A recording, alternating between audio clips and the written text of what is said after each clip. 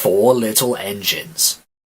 Dear friends, Sir Handel Brown is the owner of a little railway which goes to SKARLOEY and Reneus. SKARLOEY means lake in the woods, and Reneus means divided waterfall. They are beautiful places, and lots of people visit them. The owner is very busy, so Mr. Peter Sam, the Thin Controller, manages the railway. The 2 engines, who are called SKARLOEY and Reneus, grew old and tired, so the owner brought 2 others. These stories tell you what happened. The author, the Reverend Wilbur Awdry. SKARLOEY remembers. The Fat Controller had sent Edward to the works to be mended. Near the works station, Edward noticed a narrow-gauge engine standing in an open-sided shed. That's SKARLOEY, he thought. What's he doing there? He remembered SKARLOEY and his brother Reneus, because in the old days he had often brought passengers who wanted to travel up to the lake in their little train. As the men at the works could not mend him at once, Edward asked them to put him into a siding close to SKARLOEY. SKARLOEY was pleased to see Edward. The owner has just brought 2 more engines, he said. He told me I was a very old engine and deserved a good rest. He gave me the shed so that I could see everything and not be lonely. But I am lonely all the same, he continued sadly. I miss Reneus very much. Yesterday one of the new engines pushed him on a truck, and now he has gone to be mended. I wish I can be mended too, and pull coaches again. Have your coaches got names? Asked Edward. Oh yes, there's Angus, Ruth, Jemima, Lucy, and Beatrice. Angus is proud. She has cushions for first-class passengers. She pities Ruth, Jemima, and Lucy, who are third-class with bare boards. But all 4 sniff at Beatrice. Beatrice often smells of fish and cheese, but she is most important, said SKARLOEY earnestly. She has a little window for which the guard sells tickets. I sometimes leave the others behind, but I always take Beatrice. You must have tickets and a guard, you know. Of course, said Edward gravely. Reneus and I, continued SKARLOEY, used to take turns pulling the trains. We know everybody, and everybody knows us. We whistle to the people in the fields, at level crossings, and in lonely cottages and farms, and the people always wave to us. We love passing the school playgrounds at break time, for then the children always run over to the fence to watch us go by. The passengers always wave, because they think the children are waving at them. But we engines know better, of course, said SKARLOEY importantly. Yes, we do indeed, agreed Edward. We take your tourists to the lake and then get ready to pull the train back. We enjoy the morning journey home because then our friends from the villages come down to do their shopping. We whistle before every station. Look out, and the people are there ready. Where's Mrs. Last? Asked the guard. She's coming. We whistle, and Mrs. Last comes running onto the platform. We'll leave you behind one of these days, missus, laughs our driver, but we know we never will. We stop elsewhere too, at farm crossings and stiles, where paths lead to lonely houses. Reneus and I know all the places very well indeed, and our driver used to say that we would stop even if we didn't put on our brakes. Sometimes, on market day, Ruth, Jemima, and Lucy were so full of people that the guard would allow third-class passengers to travel in Angus. She didn't like that at all, and would grumble. First-class coach, third-class people. She made me cross. Shut up, I'd say, or I will bump you. That soon stopped her rudeness to my friends. Just then, some workmen came. We're going to mend you now, Edward, they said. Come along. Goodbye, SKARLOEY. Thank you for telling me about your railway. It's a lovely line. It is. Thank you for talking to me, Edward. You've cheered me up. Goodbye. SKARLOEY watched Edward being taken to the works. Then, shutting his eyes, he dozed in the warm afternoon sun. He smiled as he dozed, for he was dreaming, as old engines will, of happy days in the past. Sir Handel. The new engines looked very smart. One was called Sir Handel, and the other Peter Sam. "What a small shed," grumbled Sir Handel. "This won't do at all." "I think it's nice," said Peter Sam. "Huh," grunted Sir Handel. "What's that rubbish?" "Shh, shh," said Peter Sam. "That's SKARLOEY, the famous old engine." "I'm sorry, SKARLOEY," he whispered. "Sir Handel is upset now, but he's quite nice, really." SKARLOEY felt sorry for Peter Sam. "Now, Sir Handel," said the fireman the next morning, "we'll get you ready." "I'm tired," he yawned. "Let Peter Sam go. He'd love it." "No," said the fireman. "Owner's orders. You're first." "Oh, well," said Sir Handel sulkily. "I suppose I must." When his driver arrived, Sir Handel puffed away to fetch the coaches. "Whatever next?" he snorted. "Those aren't coaches. They're cattle trucks." "Woo!" screamed Angus, Ruth, Lucy, Jemima, and Beatrice. "What a horrid engine!" "It's not what I'm used to," clanked Sir Handel rebelliously, making for the station. He rolled to the platform just as Gordon arrived. "Hello, who are you?" "I'm Gordon. Who are you?" "I'm Sir Handel." "Yes, I've heard of you. You're an express engine, I believe." "So am I, but I'm used to bogie coaches, not these cattle trucks. Do you have bogie coaches?" "Oh, yes, I see you do. We must have a chat sometime. Sorry, but I can't stop. We must keep on time, you know." And he puffed off, leaving Gordon at a loss for words. Come along, he puffed. Cattle trucks, grumbled the coaches. We'll pay him out.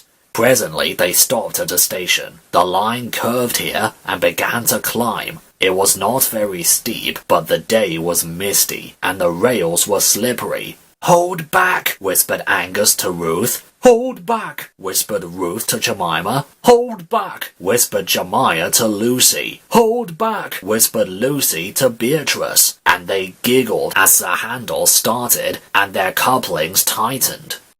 Come on, he puffed as his wheel slipped on the greasy rails. Come on! His wheels were spinning, but the coaches pulled him back, and the train stopped on the hill beyond the station.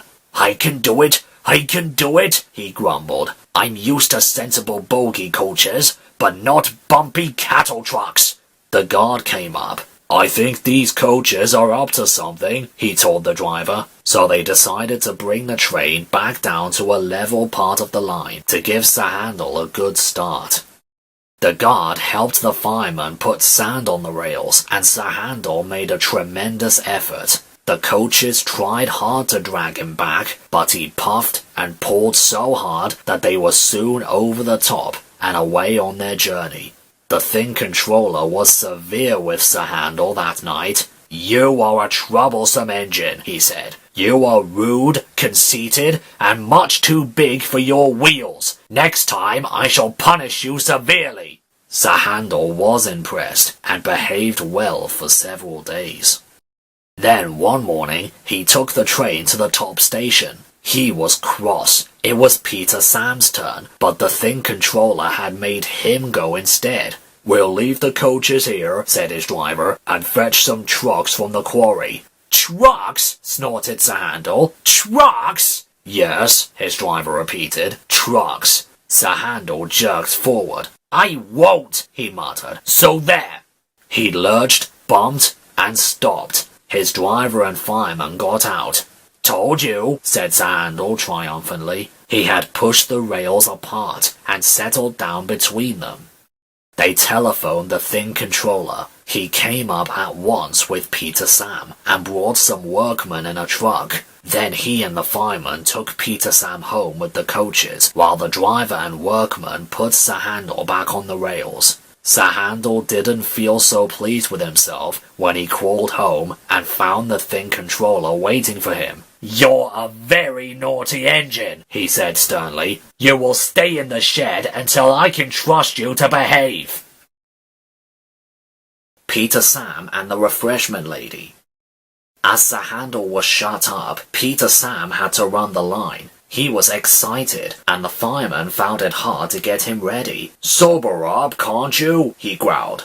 "Anyone would think," said Sir Handel rudely, "that he wanted to work." "All respectable engines do," said SKARLOEY firmly. "I wish I could work myself." "Keep calm, Peter Sam. Don't get excited, and you'll do very well." But Peter Sam was in such a state that he couldn't listen. When his driver came, Peter Sam ran along to fetch the coaches. "Come along, girls," he whistled, and although he was excited, he remembered to be careful. "That's the way, my dears. Gently does it." "What did he say?" asked Jemima, who was deaf. "He said, 'Come along, girls,' and he called us his dears," simpered the other coaches. "Really, one does not know what to think. Such a handsome young engine, too. So nice and well-mannered." And they teetered happily together as they followed Peter Sam. Peter Sam fussed into the station to find Henry already there. "This won't do, youngster," said Henry. "I can't be kept waiting. If you're late tonight, I will go off and leave your passengers behind." "Pooh," said Peter Sam, but secretly he was a little worried. But he couldn't feel worried for long. "What fun it all is," he thought as he ran round his train. He let off steam happily while he waited for the guard to blow his whistle and wave his green flag. Peter Sam puffed happily away, singing a little song. "I'm Peter Sam, I'm running this line. I'm Peter Sam, I'm running this line." The people waved as he passed the farms and cottages, and he gave a loud whistle at the school. The children all ran to see him puffing by. Angus, Ruth, Jemima, Lucy, and Beatrice enjoyed themselves too. "He's cocky, Trock, Trock, but he's nice, Trock, Trock. He's cocky, Trock, Trock, but he's nice, Trock, Trock," they sang as they trundled along. They were growing very fond of Peter Sam. Every afternoon, they had to wait an hour at the station by the lake. The driver, fireman, and guard usually bought something from the refreshment lady and went and sat in Beatrice. The refreshment lady always came home on this train. Time passed slowly today for Peter Sam. At last, his driver and fireman came. "Hurry up, please," he whistled to the passengers, and they came strolling back to the station. Peter Sam was now sizzling with impatience. How awful, he thought, if we miss Henry's train. The last passengers arrived. The guard was ready with his flag and whistle. The refreshment lady walked across the platform. Then it happened. The guard says that Peter Sam was too impatient. Peter Sam says he was sure he heard a whistle. Anyway, he started. "Come quickly, come quickly." "Stop, stop, stop," wailed the coaches. "You've left her behind! You've left her behind!" The guard whistled and waved his red flag. The driver, looking back, saw the refreshment lady shouting and running after the train. "Bother!" groaned Peter Sam as he stopped. "We'll miss Henry now." The refreshment lady climbed into Beatrice and they started again. "We're sure to be late, we're sure to be late," panted Peter Sam frantically. His driver had to keep checking him. "Steady, old boy, steady." Peter Sam whistled at the stations. "Hurry, please, hurry!" And they reached the big station just as Henry steamed in. "Hurrah!" said Peter Sam. "We've caught him after all!" And he let off steam in relief. "Whoosh! Not bad, youngster," said Henry loftily. The refreshment lady shook her fist at Peter Sam. "What do you mean by leaving me behind?" she demanded. "I'm sorry, refreshment lady, but I was worried about our passengers." And he told her what Henry had said. The refreshment lady laughed. "You silly engine," she said. "Henry wouldn't dare go. He's got to wait. It's a guaranteed connection." "Well," said Peter Sam. "Well, where's that Henry?" But Peter Sam was too late that time, for Henry had chortled away. Old Faithful. Sir Handel stayed shut up for several days, but one market day, Peter Sam couldn't work. He needed repairs. Sir Handel was glad to come out. He tried to be kind, but the coaches didn't trust him. They were awkward and rude. He even sang them little songs, but it was no use. It was more unfortunate too that Sir Handel had to check suddenly to avoid running over a sheep. "He's bumped us!" screamed the coaches. "Let's pay him out!" The coaches knew that all the engines must go carefully at a place near the big station, but they were so cross with Sir Handel that they didn't care what they did. They surged into Sir Handel, making him lurch off the line. Luckily, no one was hurt. Sir Handel limped to the shed. The thing controller inspected the damage. "No more work for you today," he said.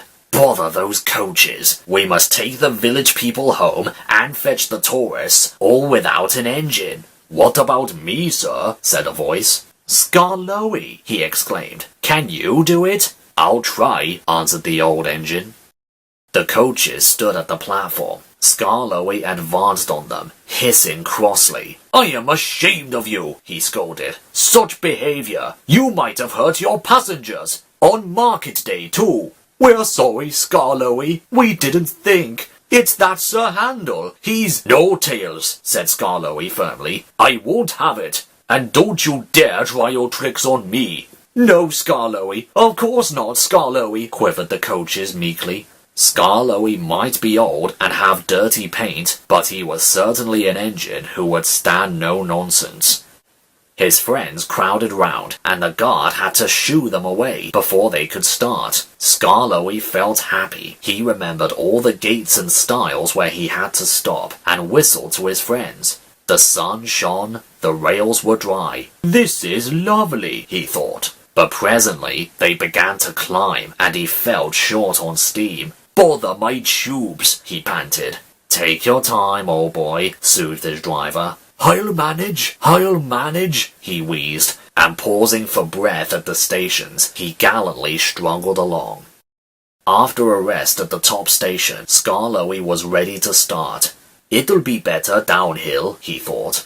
The coaches ran nicely, but he soon began to feel tired again. His springs were weak, and the rail joints jarred his wheels. Then, with a crack, a front spring broke, and he stopped. "I feel all crooked," he complained. "That's torn it," said his driver. "We'll need a bus now for our passengers." "No," pleaded SKARLOEY. "I'd be ashamed to have a bus take my passengers. I'll get home or burst," he promised bravely. The thing controller looked at his watch and paced the platform. James and his train waited impatiently too. They heard a horse. Then, groaning, clanging and clanking, SKARLOEY crept into sight. He was tilted on one side and making fearful noises, but he plodded bravely on. I'll do it, he gasped between clanks and groans. Oh, I've done it! And he sighed thankfully as the train stopped where James was waiting. James said nothing. He waited for his passengers and then respectfully puffed away. "You were right, sir," said SKARLOEY to the owner that evening. "Old engines can't pull trains like young ones." The owner smiled. "They can if they're mended, old faithful," he said. "And that's what will happen to you. You deserve it." "Oh, sir," said SKARLOEY happily. Sir Handel is longing for SKARLOEY to come back. He thinks SKARLOEY is the best engine in the world. He does his fair share of work now, and the coaches never play tricks on him because he always manages them in SKARLOEY's way.